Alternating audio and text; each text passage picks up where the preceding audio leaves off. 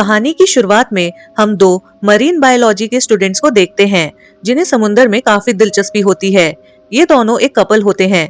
लड़के का नाम हैरी और लड़की का नाम बेथ होता है। दोनों एक दूसरे से बहुत प्यार करते हैं और छुट्टियां मनाने के लिए ऑस्ट्रेलिया के एक सुनसान और खूबसूरत आइलैंड पर जा रहे होते हैं। एक आदमी उन्हें उनके सामान के साथ अपनी बोट में उस वीरान आइलैंड पर छोड़ देता है। दोनों का प्लान था कि वो यहाँ 10 दिन गुजारेंगे और 10 दिन बाद वो ही आदमी उन्हें लेने वापस आ जाएगा। जाने से पहले वो आदमी कहता है कि अगर किसी वजह से पहले वापस जाना हुआ तो मुझे सैटेलाइट फोन पर कॉल कर देना, जिसके बाद वो उनको अपना ख्याल रखने के लिए कहकर वहाँ से चला जाता है। बेथ और हैरी चाहते थे कि वो दोनों एक ऐसी खामोश और दूर दराज जगह पर वक्त गुजारें जहां उन्हें कोई परेशान ना करे, और ये जगह बिल्कुल वैसी ही थी जैसे उन्होंने सोचा था। यहाँ सिर्फ वो दोनों ही थे, इसलिए वो काफी खुश थे कि हम पूरी आजादी से अपना टाइम गुजारेंगे और हमें कोई डिस्टर्ब नहीं करेगा। वहाँ का माहौल बहुत ही खूबसूरत होता है। नीला समुंदर, सफेद रेत और हरा भरा जंगल, सब कुछ स्वर्ग जैसा लगता है। फिर हैरी आइलैंड पर घूमने लगता है। बेथ अपने कैमरा से सभी खूबसूरत नजारों को रिकॉर्ड करती है। दोनों समुद्र में जाकर खूब मस्ती करते हैं, पानी में खेलते हैं, फिर थककर वापस बाहर निकल आते हैं। ठंडी हवा काफी अच्छी लग रही थी, इसलिए वो रेत पर ही सो जाते हैं। कुछ घंटों बाद जब वो दोनों उठते हैं, दोनों ने देखा कि रेत पर छोटे छोटे पाँव के निशान बने हुए हैं जो जंगल की तरफ जा रहे हैं। ये देखकर दोनों घबरा गए क्योंकि इस आइलैंड पर उनके सिवा कोई और नहीं होना चाहिए था। दोनों निशानों का पीछा करते हैं, लेकिन जंगल में जाते जाते वो निशान अचानक से गायब हो जाते हैं। वो कुछ समझ नहीं पाते और इस बात को नजरअंदाज कर देते हैं। फिर बेथ अपना टेंट लगाने लगती है और हैरी लकड़ियां इकट्ठी करने जंगल में जाता है, जहाँ उसे कुछ हड्डियां नजर आती हैं। उसे समझ नहीं आता कि ये किसी इंसान की हड्डियां हैं या फिर किसी जानवर की। तभी उसे जंगल में कुछ अजीब सी आवाजें सुनाई देती हैं। ऐसा लगता है जैसे कोई उसे देख रहा हो, लेकिन हैरी को कोई दिखाई नहीं देता और वो जल्दी ही लकड़ियां लेकर बेथ के पास लौट आता है। दोनों मिलकर रात को खाना खाते हैं और थोड़ी देर आपस में बातें करते हैं। देखते ही देखते रात हो गई। फिर दोनों टेंट के अंदर सोने चले जाते हैं। आधी रात को उन्हें कुछ आवाजें सुनाई देती हैं, जिससे उनकी नींद खुल जाती है। हैरी टॉर्च लेकर टेंट से बाहर जाता है, लेकिन उसे कुछ भी नजर नहीं आता। बेथ कहती है कि हो सकता है ये तेज हवा के चलने से पेड़ों की आवाज हो। हैरी को भी ऐसा ही लगता है और फिर दोनों दोबारा सोने चले जाते हैं। अगली सुबह वो देखते हैं कि उनके कपड़े किसी ने पेड़ पर लटका दिए हैं। ये देखकर दोनों हैरान हो जाते हैं। वो सोचते हैं कि अभी तक उन्होंने यहाँ किसी को भी नहीं देखा, तो भला ये कौन कर सकता है। हैरी कहता है हो सकता है बंदर का काम हो। बेथ कहती है अच्छा, अगर ये बंदर का काम है, लेकिन हमने तो अभी तक यहाँ पर एक भी बंदर नहीं देखा। दोनों सोचते हैं कि हो सकता है ये किसी बच्चे की शरारत हो जो उनके साथ प्रैंक कर रहा है, इसलिए दोनों उसे ढूंढने के लिए जंगल में चले जाते हैं, लेकिन उन्हें कोई भी नहीं मिलता। वापस आकर दोनों समुद्र में मछली पकड़ने जाते हैं। हैरी एक मछली के ऊपर पाँव रखने ही वाला होता है कि बेथ उसे रोक लेती है। बेथ कहती है ये स्टोन फिश है, इसके कांटे बहुत ही जहरीले होते हैं। अगर तुम्हारा पाँव उस पर पड़ जाता तो तुम आधे घंटे में दर्द से तड़पते तड़पते मर जाते। मछली पकड़ने के बाद दोनों पानी से बाहर आते हैं। तभी जंगल की तरफ से उन्हें किसी के रोने की आवाज सुनाई देती है। वो दोनों जंगल की तरफ जाते हैं, ये देखने के लिए कि कौन रो रहा है। आगे बढ़ने पर उन्हें जंगल में एक पुरानी सी झोपड़ी नजर आती है। दोनों पहले बाहर से आवाज लगाते हैं, लेकिन अंदर से कोई जवाब नहीं देता, तो वो अंदर जाते हैं। अंदर सिर्फ कुछ पुराने और टूटे हुए चीजें होती हैं। साथ ही एक काफी पुराना सा बिस्तर भी रखा हुआ था। हैरी देखता है कि दीवार पर एक ड्राइंग बनी हुई है, जिसमें एक लड़की एक आदमी को भाले से मार रही है। इसी के साथ दीवार पर 7 निशान बने होते हैं। हैरी ये सब देख ही रहा था कि तभी बेथ बाहर से हैरी को आवाज लगाती है और एक कब्र दिखाती है जो उस झोपड़ी के बिल्कुल बाहर थी। कब्र पर एक क्रॉस लगा हुआ था जिस पर कोरल नाम लिखा होता है। दोनों इस बात पर ज्यादा ध्यान नहीं देते और जंगल से बाहर चले जाते हैं। फिर वो अपनी रिकॉर्ड की हुई वीडियो देखने लगते हैं और काफी खुश नजर आते हैं। लेकिन अचानक उन्हें एक ऐसी वीडियो मिलती है जिसे देखकर दोनों के होश उड़ गए। कल रात जब वो टेंट के अंदर सो रहे थे तो उनके ही कैमरे से किसी ने उनकी वीडियो बना ली थी। ये देखकर दोनों के होश उड़ जाते हैं। उन्हें समझ आ गया था कि इस सुनसान आइलैंड पर उन दोनों के अलावा कोई और भी छुपा हुआ है। बेथ काफी घबरा जाती है। वो वापस घर जाना चाहती है, लेकिन हैरी उसे समझाता है ये किसी शरारती बच्चे का प्रैंक हो सकता है। ऐसे वापस लौटकर हमें अपनी छुट्टियां बर्बाद नहीं करनी चाहिए। हैरी बेथ को समझाकर आखिरकार वहां रुकने के लिए मना ही लेता है। फिर दोनों थोड़ा सा मूड हल्का करने के लिए हंसी मजाक करते हैं। तभी अचानक से गोली चलने की आवाज सुनाई देती है। दोनों भाग के देखते हैं तो समुद्र के बीच में एक नाव में दो मछुआरे थे जो बंदूक से पानी में गोलियां चलाकर बड़ी मछलियां पकड़ रहे थे। जब मछुआरे उन्हें देखते हैं तो वो दोनों डर जाते हैं और अपने टेंट के पास वापस लौट आते हैं। बेथ और हैरी ये समझ गए थे कि जब दो लोग यहाँ मछली पकड़ने आ सकते हैं तो और लोग भी इस आइलैंड के आसपास मौजूद हो सकते हैं। रात में जब दोनों टेंट से बाहर होते हैं तो उन्हें एक बार फिर से किसी के रोने की आवाज सुनाई देती है। दोनों टेंट से बाहर निकलते हैं और देखते हैं कि आवाज उसी पुरानी घर के पास से आ रही है। हैरी थोड़ा डर जाता है लेकिन बेथ से कहता है कि तुम यहीं पर रुको, मैं टॉर्च लेकर देख कर आता हूँ। हैरी वहां से चला जाता है और वो जैसे ही घर के पास दरवाजा खोलने लगता है तभी बेथ चुपके से उसके पीछे आ जाती है, जिससे हैरी डर जाता है। वो दोनों देखते हैं कि घर के बाहर वाली कब्र पर एक रेड कोरल रखा हुआ था जो एक पौधा था। वो दोनों बहुत हैरान रह जाते हैं लेकिन इस बारे में इतना ना सोचकर टेंट के पास वापस आकर बाहर ही सो जाते हैं। अगली सुबह जब दोनों उठते हैं तो देखते हैं कि वहां पर काफी सारे समुद्री कुकुम्बर कीड़े लटके हुए हैं। ये देखकर उन्हें शक होता है कि यहाँ कुछ तो गलत हो रहा है, इसलिए दोनों फैसला करते हैं कि अब यहाँ से पक्का निकल जाना चाहिए। बेथ सैटेलाइट फोन से आदमी को कॉल करने जाती है लेकिन उनका फोन वहाँ से गायब था। हैरी भी बहुत ढूंढता है लेकिन उसे भी फोन कहीं नहीं मिलता। दोनों घबरा गए क्योंकि वो सचमुच सुनसान आइलैंड में फंस चुके थे। तभी उन्हें जंगल के अंदर से म्यूजिक की आवाज सुनाई देती है।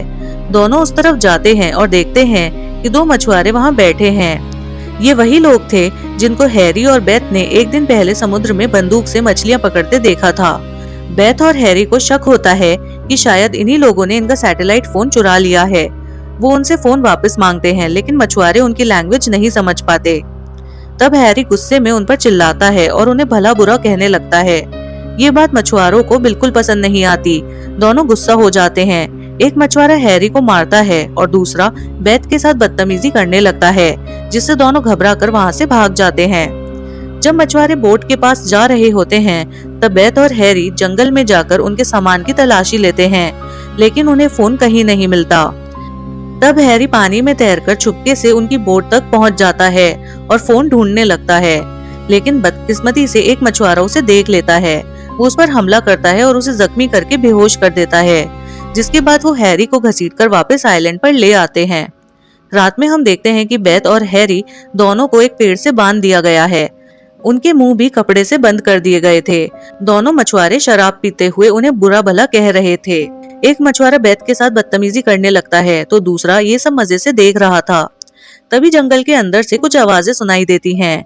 ये सुनकर दोनों मछुआरे बेथ और हैरी को वहीं छोड़कर जंगल में देखने चले जाते हैं। थोड़ी ही देर बाद जंगल से गोलियों की और चीखने की आवाजें आती हैं। इसी बीच हैरी बड़ी मुश्किल से अपने आप को छुड़ा लेता है और बेथ की रस्सी भी काट देता है। फिर ये दोनों जल्दी से छुप जाते हैं। तभी वो देखते हैं कि एक मछुआरा बुरी तरह से जख्मी हो गया है और दूसरा उसे संभाल कर वापस ला रहा है। दोनों काफी डरे हुए थे और वो अपनी बोट लेकर वहाँ से भाग जाते हैं। अगली सुबह जब बेथ उठती है तो वो जख्मी मछुआरों के खून के निशानों का पीछा करते हुए जंगल के अंदर चली जाती है, जहाँ वो देखती है कि वो निशान उसी पुराने घर की तरफ जा रहे हैं। बेथ घर के अंदर जाकर एक पुरानी डायरी ढूंढ लेती है, जिसे वो पढ़ना शुरू कर देती है। कुछ ही देर में हैरी भी वहाँ आ गया। बेथ उसे बताती है कि इस डायरी में लिखा है कि एक कोरल नाम की लड़की 1920 के दौर में इस जगह पर समुद्री कुकुम्बर इकट्ठा करने वाली कंपनी में काम करती थी, लेकिन उस वक्त उसके साथ काम करने वाले 7 आदमियों ने उसके साथ कई दिनों तक बहुत बुरा किया, जिससे उस बेचारी को इतनी तकलीफ सहनी पड़ी कि उसकी मौत हो गई। जिसके बाद उन लोगों ने उसे इसी घर में दफन कर दिया, लेकिन कोरल को कभी इंसाफ नहीं मिला। कोई उसके साथ नहीं था, जिससे उसकी आत्मा इस आइलैंड पर फंस गई। उसने ठान लिया था कि वो बदला लेकर ही चैन लेगी। एक एक करके उसने उन 7 आदमियों को बड़ी बेरहमी से मार डाला, मगर इतना करने के बाद भी उसकी आत्मा को शांति नहीं मिली। उसके दिल में अब हर मर्द के लिए नफरत भर चुकी है, इसलिए जब भी कोई मर्द इस आइलैंड पर आता है तो कोरल की आत्मा उसे मारकर अपना गुस्सा निकालती है और अब वो एक बुरी आत्मा बन चुकी है।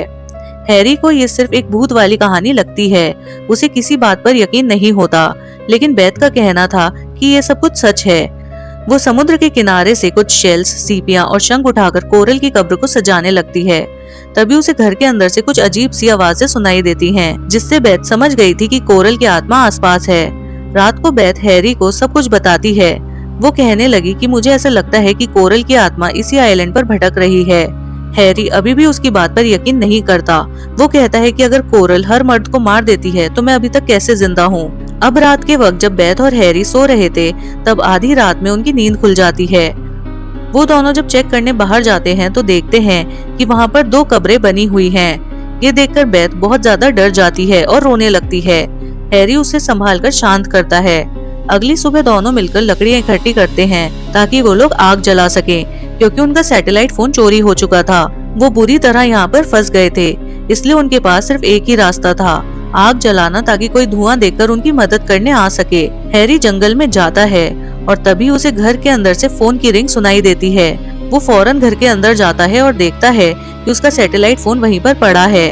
उस पर एक कॉल आ रही थी, लेकिन कोई नंबर दिखाई नहीं दे रहा था। हैरी काफी हैरान हो जाता है। वो फोन उठाता है और दूसरी तरफ से उसी वक्त की आवाजें सुनाई देती हैं जब कोरल के साथ उन 7 आदमियों ने बहुत बुरा करने की हदें पार कर दी थी। ये सुनकर हैरी घबरा गया, साथ ही उसे गुस्सा भी आ रहा था, इसलिए वो फोन को जमीन पर पटक देता है। तभी घर के अंदर से जोर से हंसी की आवाजें गूंजने लगती हैं और अगले पल कोरल उसके सामने आ जाती है। हैरी की आंखें खुली की खुली रह जाती हैं। वो काफी डर जाता है। वो समझ नहीं पाता कि उसके साथ क्या हो रहा है। इससे पहले कि वो कुछ करता, कोरल एक तेजधार चाकू लाती है और हैरी पर हमला कर देती है, जिससे उसकी वहीं पर मौत हो जाती है। फिर उसकी लाश को कोरल उठाकर अपनी कब्र के पास वाले पेड़ पर लटका देती है। अब बेथ को हैरी कहीं दिखाई नहीं देता। वो हर जगह उसे ढूंढने लगती है। इधर उधर भटकते हुए उसे रात हो जाती है। हैरी को ढूंढते ढूंढते वो उस घर के अंदर भी जाती है, लेकिन उसे वो वहां भी नहीं मिलता।